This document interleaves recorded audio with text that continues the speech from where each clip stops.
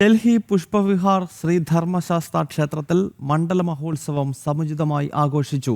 വൃശ്ചികം 1 മുതൽ ആരംഭിച്ച ആഘോഷ പരിപാടികളിൽ പങ്കെടുക്കാൻ ഡൽഹിയുടെ വിവിധ ഭാഗങ്ങളിൽ നിന്ന് നൂറുകണക്കിന് ഭക്തരാണ് ക്ഷേത്രത്തിലെത്തിയത്. മണ്ഡലപൂജ ആഘോഷങ്ങളുടെ ഭാഗമായി ക്ഷേത്രം സ്ഥാപക രക്ഷാധികാരിയും ആധ്യാത്മിക ആചാര്യനുമായ MK ഭാസ്കർജിയുടെ ആധ്യാത്മിക പ്രഭാഷണവും നടന്നു. ഡൽഹി പുഷ്പവിഹാർ ശ്രീ ധർമ്മശാസ്ത്ര ക്ഷേത്രത്തിൽ വൃശ്ചികം 1 മുതൽ ആരംഭിച്ച മണ്ഡലകാല പൂജയ്ക്ക് പരിസമാപ്തിയായി. രാവിലെ ക്ഷേത്രത്തിൽ പ്രത്യേക പൂജകൾക്ക് പുറമെ ശാസ്താപ്രീതി ചടങ്ങും സംഘടിപ്പിച്ചിരുന്നു.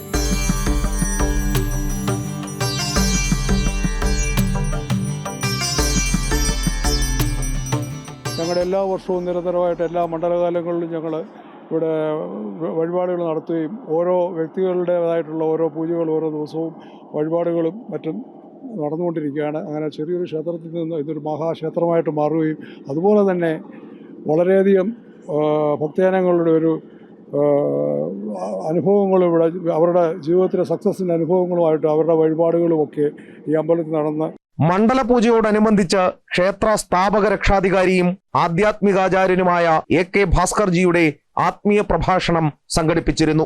शरीरम रथमेवतु, एक रथ के अंदर सवार करने वाला आत्मा है, रथ जो है वो शरीर है।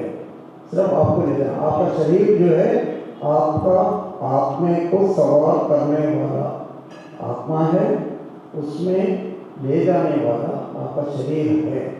ക്ഷേത്ര ഭരണസമിതി പുറത്തിറക്കിയ 2026 കലണ്ടർ പ്രകാശനം ക്ഷേത്രാങ്കണത്തിൽ വൈകിട്ട് നടന്നു.